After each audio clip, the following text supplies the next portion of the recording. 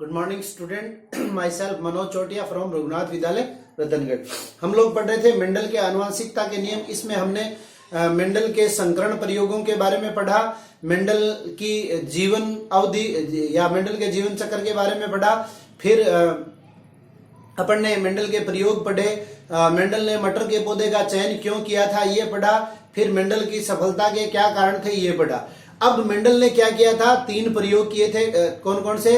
पहला था एकल संकर संकरण, दूसरा था द्विसंकर संकरण और तीसरा था बहुसंकर संकरण। इनमें से एकल संकर संकरण और द्विसंकर संकरण ही अपने कोर्स में है, ठीक है। उसके बाद में इन प्रयोगों के आधार पर मेंडल ने जो प्रयोग किए थे, इन प्रयोगों के आधार पर निष्कर्ष निकाल के मेंडल ने 3 नियम दिए। कौन कौन से दिए तो वो आज हम पढ़ेंगे। मेंडल की वंशागति के नियम कहलाते हैं और इन्हें मेंडल के आनुवंशिकता के नियम भी कहते हैं। पहला नियम था प्रभाविता का नियम, दूसरा विसंयोजन का नियम और तीसरा स्वतंत्र अपव्यवहन का नियम। तो इन तीनों नियमों की आज हम चर्चा कर रहे हैं।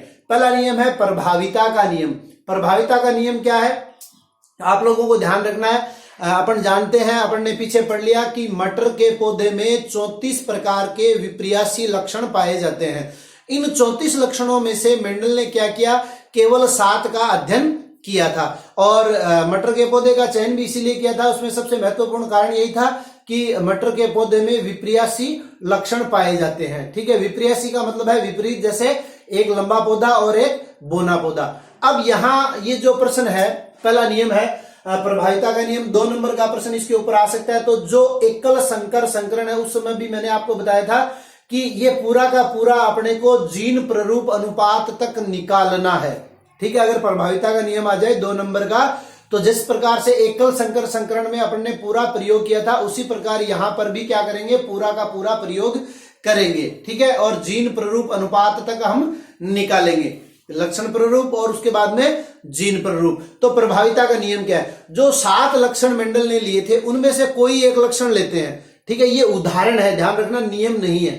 नियम क्या बोलेंगे, किन्हीं 2 लक्षणों के विपर्यासी गुणों के मध्य क्रॉस करवाने पर जो लक्षण F1 पीढ़ी में प्रकट होता है उसे प्रभावी, और जो लक्षण प्रकट नहीं होता उसे अप्रभावी लक्षण कहते हैं, और यही प्रभाविता का नियम है। अब देखिए उदाहरण में हमने क्या लिया, जैसे मान लीजिए 7 में से अपन कोई भी उदाहरण ले सकते हैं। जैसे अपन ने उदाहरण लिया था लंबे पौधे का क्रॉस किससे करवाते हैं, बोने पौधे से। तो ये क्या था अपने पास, लंबा पौधा, और ये क्या था, बोना पौधा। लंबे पौधे का क्रॉस बोने पौधे से करवाने पर अपन जानते हैं कि F1 पीढ़ी यानी फर्स्ट फीलियल जनरेशन, F1 पीढ़ी में क्या आए, सारे के सारे लंबे पौधे आए, ठीक है। तो ये क्या हो गया, प्रभावी। लंबा जो है वो क्या है, प्रभावी है, किसके ऊपर, बोने के ऊपर। तो बोना यहां रह गया अप्रभावी, लंबा क्या हो गया, प्रभावी। यानी नियम क्या है, नियम यह है कि जो लक्षण F1 पीढ़ी में प्रकट होता है उसे प्रभावी, और जो लक्षण F1 पीढ़ी में प्रकट नहीं होता उसे अप्रभावी कहते हैं, और यही प्रभाविता का नियम है। अब आप इसको उदाहरण द्वारा स्पष्ट कर सकते हैं। आप ये एग्जांपल ले सकते हैं लंबेपन का या बोनेपन का, या दूसरा उदाहरण आप ले सकते हैं। जैसे हम अगर यहां दूसरा उदाहरण लेना चाहें तो हम ये कह सकते हैं कि अगर गोल बीजों का क्रॉस, ठीक है, गोल बीजों को प्रकट करेंगे किससे, राउंडेड। ये क्या हो गया अपना गोल बीज। कोई भी उदाहरण ले सकते हैं, गोल बीजों का क्रॉस करवाते हैं झुर्रीदार बीजों से, तो हमें F1 पीढ़ी में क्या प्राप्त होते हैं, सारे के सारे गोल बीज प्राप्त होते हैं। तो ये गोल बीजों का जो लक्षण है वो क्या हो गया, प्रभावी हो गया, किसके ऊपर, झुर्रीदार बीज। यहां गोल बीज और झुर्रीदार बीज के मध्य क्रॉस करवाया, तो गोल बीज जो है, गोल लक्षण है जो बीजों का, वो प्रभावी हो गया किसके ऊपर, झुर्रीदार बीजों के ऊपर। ये तो हो गया नियम। अब F1 पीढ़ी का क्रॉस आप लोग जानते हैं, F1 पीढ़ी के साथ करवाते हैं तो अपने को क्या प्राप्त होता है, यहां capital R small r, capital R small r। तो यहां अपने को लक्षण प्ररूप अनुपात जो है वो एक, ये भी लंबा है, सॉरी गोल है, ये गोल है, ये गोल है, ये भी गोल है। तो लक्षण प्ररूप अनुपात अपने को क्या प्राप्त हुआ, लक्षण प्ररूप अनुपात अपने को प्राप्त हुआ 3:1। और अगर जीन प्ररूप अनुपात की बात करें तो जीन प्ररूप अनुपात अपने को प्राप्त हुआ 1:2:1। एक शुद्ध लंबा है, 2 संकर लंबे है, 1 बोना है। तो ये हो गया अपना प्रभाविता का नियम। अगर 2 नंबर का प्रश्न आता है तो आपको नियम लिख के फिर एक उदाहरण कि गोल बीज और झुर्रीदार बीजों के मध्य क्रॉस करवाने पर, और F1PD में मैंने आपको बताया हुआ है, F1PD में क्या है, सारे के सारे अपने को एक जैसे प्राप्त होंगे। जो प्राप्त होंगे, जो लक्षण प्राप्त होगा वही क्या है, प्रभावी है। और अगर अपन यहाँ अनुपात की बात करें, लक्षण प्ररूप और जीन प्ररूप अनुपात, तो F1PD में लक्षण प्ररूप और जीन प्ररूप अनुपात अपने को हमेशा एक ही प्राप्त होता है। ये अपने को ध्यान में रखना है। अब अगर अपन इसको मेंडल के नियम को अगर अप्लाई करें, किसमें, मनुष्य के अंदर ये अगर अप्लाई करें तो मनुष्य के अंदर क्या है, मंदबुद्धि, मधुमेह, वर्णांधता आदि जो आनुवांशिक रोग होते हैं, इन आनुवांशिक रोगों के जो लक्षण होते हैं वो क्या होते हैं, अप्रभावी होते हैं। इसके कारण ये रोग जो है वो मनुष्य के अंदर प्रकट नहीं हो पाते, क्योंकि अप्रभावी F1PD में प्रकट नहीं हो पाता है।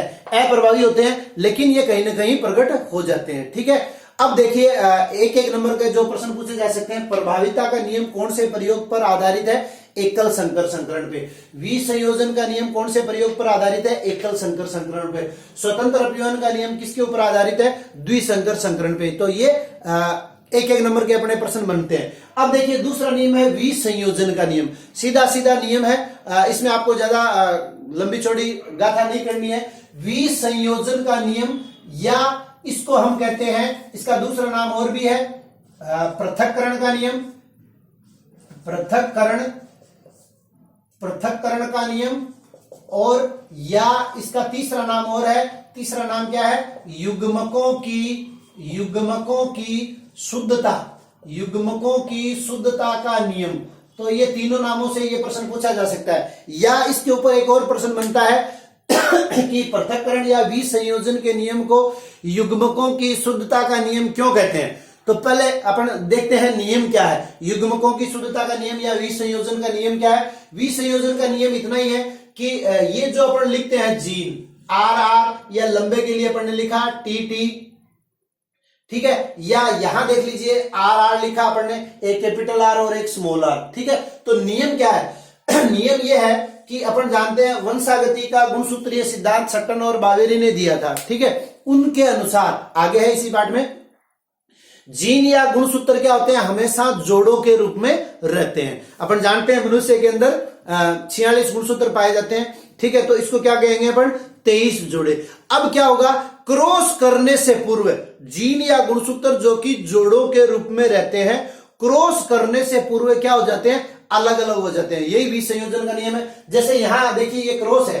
तो इस क्रॉस को करने से पूर्व क्या होंगे, ये अपन ने एकल संकर संकरण में भी पढ़ा था, ये RR जो है दोनों अलग अलग हो जाएंगे, या ये TT अलग अलग हो जाएंगे। ठीक है, यही विसंयोजन का नियम है। अभी जैसे यहां हमने लिखा F1PD का क्रॉस F1PD से करवाने पर, तो क्या हुआ अपने पास, F1PD में क्या प्राप्त हुआ, ये इसका क्रॉस अपन करवाते हैं किससे, इसी से। तो तब भी क्या होगा, ये दोनों क्रॉस करने से पहले क्या हो जाएंगे, अलग अलग हो जाएंगे। यही विसंयोजन का नियम है, यानी क्रॉस करने से पूर्व जीन या गुणसूत्र जो कि जोड़ों के रूप में रहते हैं ये अलग अलग हो जाते हैं। क्रॉस करने से पूर्व ये अलग अलग हो जाते हैं। अब देखिए इसको युग्मकों की शुद्धता का नियम क्यों कहते हैं, क्योंकि इस अवस्था में क्या होते हैं, ये इस अवस्था में ये क्या है, सर्वाधिक शुद्ध है। यहां हमने देखा F2PD में, इसको हमने क्या कहा, शुद्ध गोल, और इसको हमने क्या कहा, एक कैपिटल R और एक स्मॉल r है, तो इसको हमने क्या कहा, इसको हमने कहा संकर गोल। ठीक है, यहां अगर अपन बात करेंगे इस केवल एक सिंगल R की या इस स्मॉल r की, तो हम संकर और शुद्ध शब्द का प्रयोग नहीं करेंगे कि कैपिटल R किसको डिनोट करता है, किसको प्रकट करता है, तो हम कहेंगे गोल को, और स्मॉल r किसको प्रकट करता है, तो अपन कहेंगे झुर्रीदार को। तो इस अवस्था में या यूं कहें युग्मक, युग्मक आपको मैंने बताया हुआ है, दोबारा बता देता हूं, युग्मक वह संरचना है जिसमें गुणसूत्रों की संख्या रह जाती है आधी वह संरचना जिसमें गुणसूत्रों की संख्या क्या है, आधी, तो यह है युग्मक। और युग्मक अवस्था में ये सीधे सीधे या तो गोल को प्रकट करेंगे या झुर्रीदार को, या अगर हम लंबे और बौनेपन का उदाहरण लें तो ये टी स्मॉल टी है, ये F1PD में क्या आ जाएगा कैपिटल टी और स्मॉल टी। तो अब ये वापस क्रॉस करवाएंगे तो ये अलग अलग हो जाएंगे। तो इस अवस्था में ये क्या होते हैं, सर्वाधिक शुद्ध होते हैं। इसलिए इस नियम को युग्मकों की शुद्धता का नियम भी कहते हैं। अब देखिए, जिस प्रकार से अपन ने देखा था प्रभाविता का नियम जो है मनुष्य के अंदर अगर अपन बात करें लागू करें तो मंद बुद्धि, वर्णांधता, मधुमेह इत्यादि के अप्रभावित जीनों को दबा के रखता है। उसी प्रकार विसंयोजन के नियमों का क्या महत्व है, इस नियम से जीन संकल्पना की पुष्टि होती है। सबसे पहली बात, इस नियम से जीन संकल्पना की पुष्टि होती है। दूसरा, इस संकल्पना से जीन वंशागति की इकाई है जो एक पीढ़ी से दूसरी पीढ़ी में लक्षणों का संचरण करती है। जीन क्या है, वंशागति की इकाई है जो एक पीढ़ी से दूसरी पीढ़ी में लक्षणों का संचरण करती है। जीवों में प्रत्येक लक्षण जीन के द्वारा नियंत्रित होते हैं। प्रत्येक जीन के दो युग्म विकल्पी अर्थात जीन क्या करते हैं, जोड़ों के रूप में रहते हैं। अब यहां ये दोनों एक दूसरे के क्या, युग्म का मतलब पेयर, जोड़ा, और विकल्प, ये इसका विकल्प है, ये इसका विकल्प है। या तो अगली पीढ़ी में ये जाएगा या अगली पीढ़ी में ये जाएगा, या यहां देख लीजिए ये स्मॉल आ रहा है, ये कैपिटल आ रहा है, तो दोनों में से कोई भी एक अगली पीढ़ी में जा सकता है। तो युग्म विकल्पी साथ रहते हुए भी एक दूसरे के अंदर मिश्रित नहीं होते। क्यों? क्योंकि युग्मकों की शुद्धता के अंतर्गत अपन ने देखा कि क्रॉस करने से पूर्व ये क्या हो जाते हैं, अलग अलग हो जाते हैं। और युग्मक निर्माण के समय युग्म विकल्पी एक दूसरे से पृथक पृथक होकर अलग अलग युग्मकों के अंतर्गत जाते हैं। तो ये क्या हो गया युग्मकों की शुद्धता का नियम और इसके महत्व। तीसरा नियम देखिए, तीसरा नियम है स्वतंत्र अपव्यूहन का नियम। स्वतंत्र अपव्यूहन का नियम, सबसे पहला प्रश्न इसके अंतर्गत क्या बनता है, आपको बताया हुआ है कि यह नियम द्विसंकर संकरण पर आधारित है। स्वतंत्र अपव्यूहन का नियम द्विसंकर संकरण पर आधारित है। ठीक है, द्विसंकर संकरण पर आधारित है तो क्या करेंगे, दो लक्षणों को एक साथ लेंगे। अभी तक अपन ने क्या कहा था कि मेंडल ने जो 7 लक्षण लिए थे उन 7 लक्षणों के विशेषकों के मध्य क्रिया करवाते हैं। कोई भी एक लक्षण ले सकते हैं, यहां कोई भी 2 लक्षण। जैसे हमने पढ़ा था तब हमने लिया था ये उदाहरण, ये इसका मतलब क्या हुआ, लंबा व गोल बीज। ठीक है, इसका क्रॉस हमने करवाया था किससे, बोने और झुर्रीदार बीज। तो बोना और झुर्रीदार बीज। अब देखिए यहां पहला नियम लगाते हैं अपन। पहला नियम क्या है, इसमें क्या प्राप्त होगा आपको मैंने बताया हुआ, सीधा सीधा F1PD कैसे प्राप्त होगी। तो जो दो ऊपर जोड़ों के रूप में लिख रखा है उनको एक एक उतार लो, ये अपने को F1PD प्राप्त होगी। और F1PD में अपने को क्या प्राप्त हुआ, सारे के सारे लंबे व गोल बीज वाले पौधे, लंबे पौधे और जिनमें बीज किस प्रकार का है, गोल है। तो यहां ये तो हो गया प्रभाविता का नियम, और क्रॉस करने से पूर्व ये अलग अलग भी हुए थे। ठीक है, अब स्वतंत्र अपव्यूहन का नियम क्या है, ये जो लक्षण अपन बात कर रहे हैं बोना व झुर्रीदार। ठीक है, तो अगर आप लोगों को याद है, नहीं याद है तो आप अपना पिछला वीडियो देखिए और या जो द्विसंकर संकरण है उसको देखिए। उसके अंतर्गत अपने को क्या प्राप्त होता है, लक्षण प्ररूप। लक्षण प्ररूप अपने को प्राप्त होता है 9:3:3:1।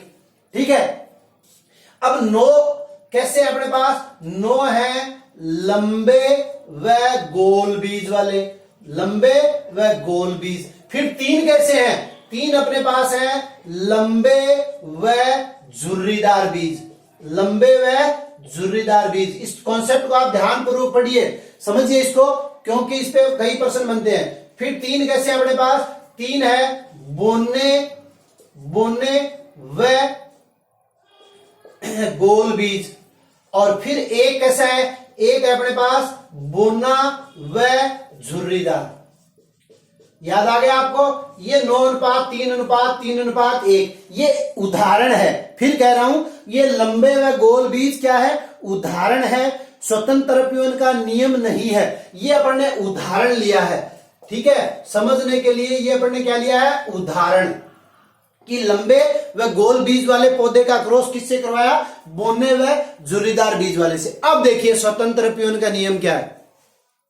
जब दो लक्षणों के विपर्यासी गुणों के मध्य क्रॉस करवाया जाता है, ध्यानपूर्वक सुनिए, जब दो लक्षणों के विपर्यासी गुणों के मध्य क्रॉस करवाया जाता है तो जो लक्षण F1PD में प्रकट नहीं होते, यहां क्या हुआ, सारे के सारे F1PD में प्रभाविता के नियम के अनुसार क्या होगा कि जो जनक अपन लेके जा रहे हैं उन जनकों में से क्या होगा, एक ही जनक के लक्षण प्रकट होंगे, ये प्रभाविता का नियम है। ठीक है, अब लंबे व गोल बीज अपने को प्राप्त हुए।